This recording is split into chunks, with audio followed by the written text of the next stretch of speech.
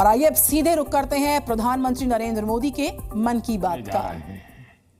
हम सभी के लिए बहुत गौरव की बात है, हमारे संविधान निर्माताओं ने हमें जो संविधान सौंपा है वो समय की हर कसौटी पर खरा उतरा है। संविधान हमारे लिए गाइडिंग लाइट है, हमारा मार्गदर्शक है।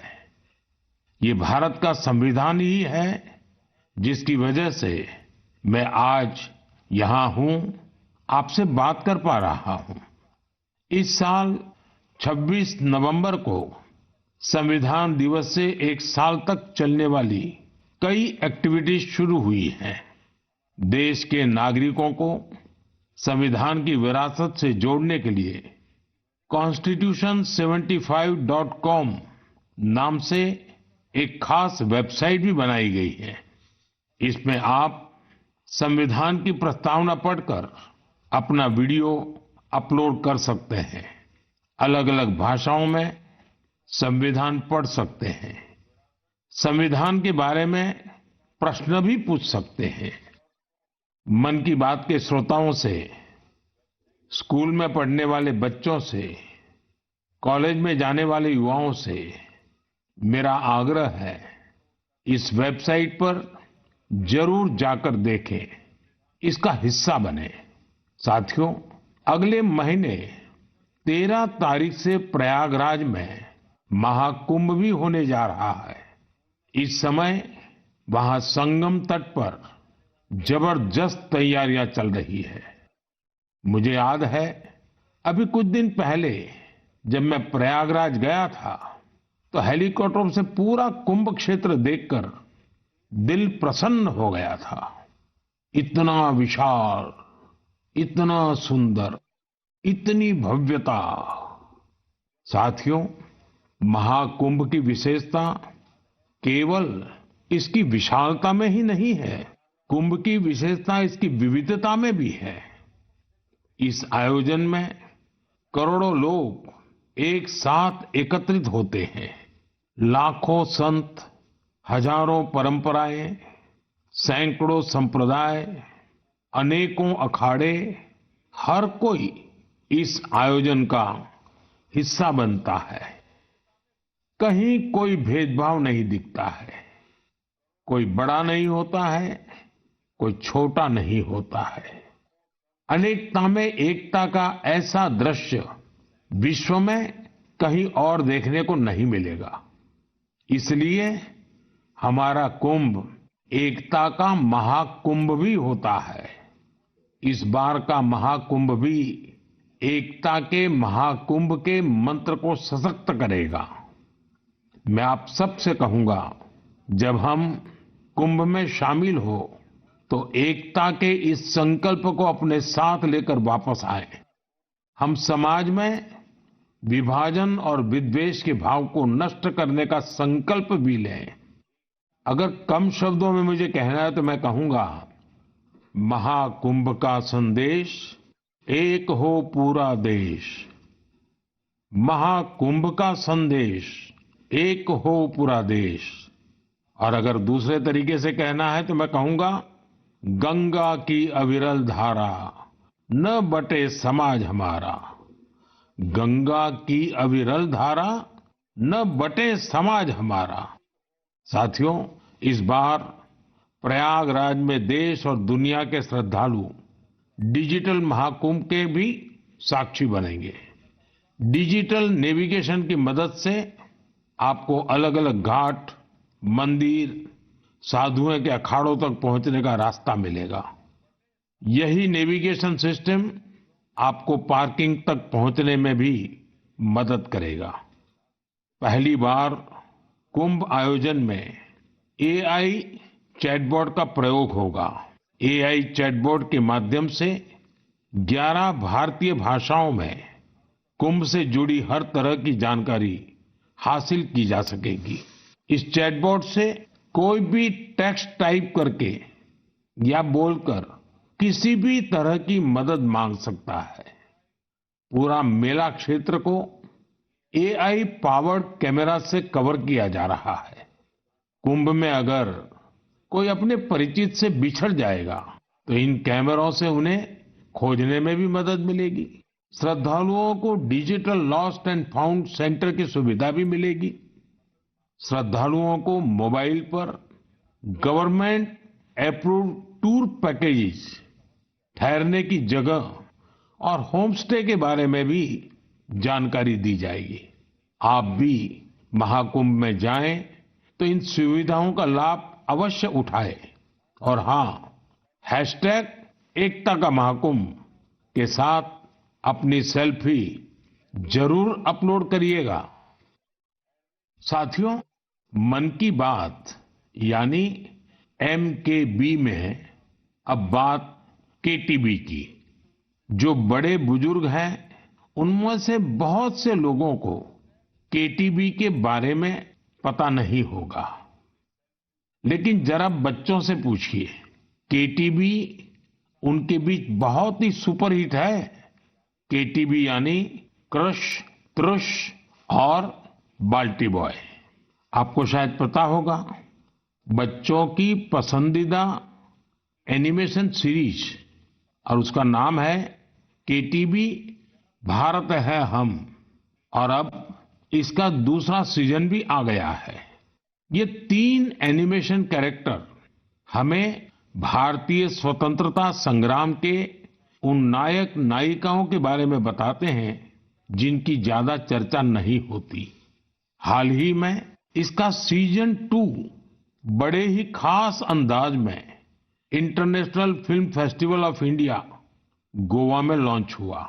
सबसे शानदार बात यह है कि ये सीरीज न सिर्फ भारत की कई भाषाओं में बल्कि विदेशी भाषाओं में भी प्रसारित होती है। इसे दूरदर्शन के साथ साथ अन्य OTT प्लेटफॉर्म पर भी देखा जा सकता है।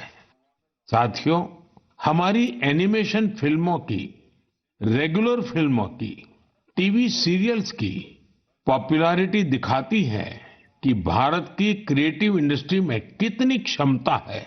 यह इंडस्ट्री न सिर्फ देश की प्रगति में बड़ा योगदान दे रही है, बल्कि हमारी इकोनॉमी को भी नई ऊंचाइयों पर ले जा रही है।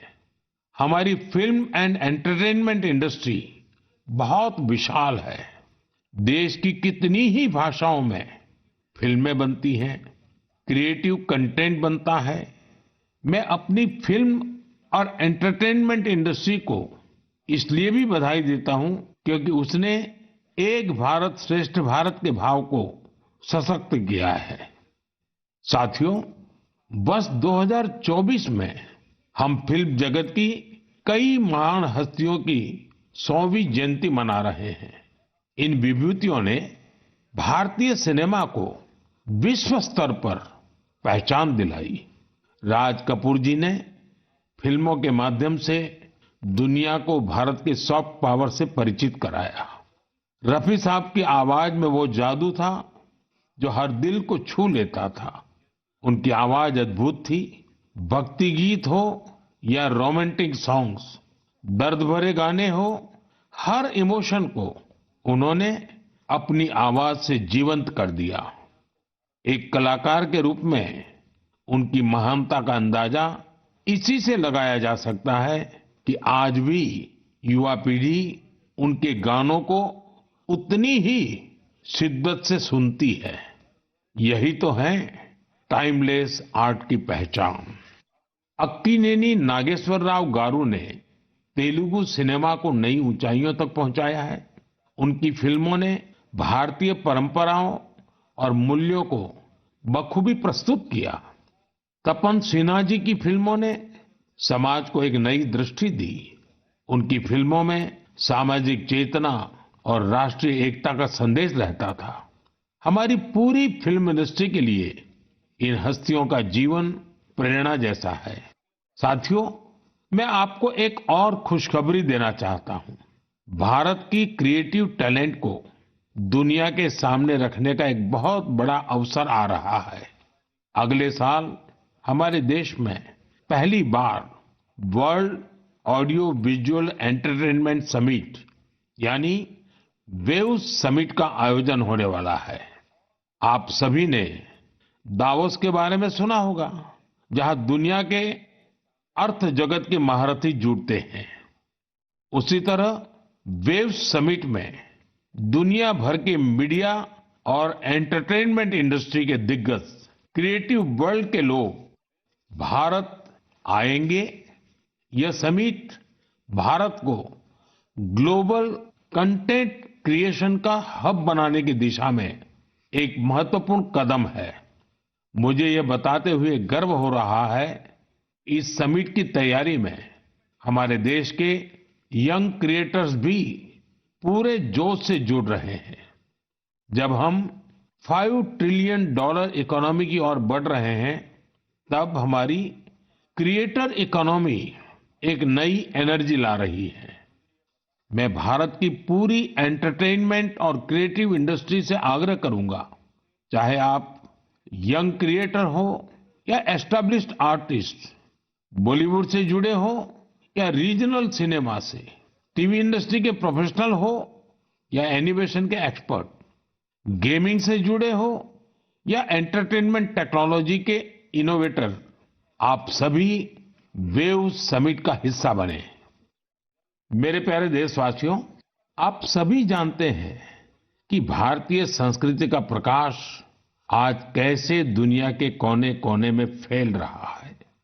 आज मैं आपको 3 महाद्वीपों से ऐसे प्रयासों के बारे में बताऊंगा जो हमारी सांस्कृतिक विरासत के वैश्विक विस्तार की गवाह है।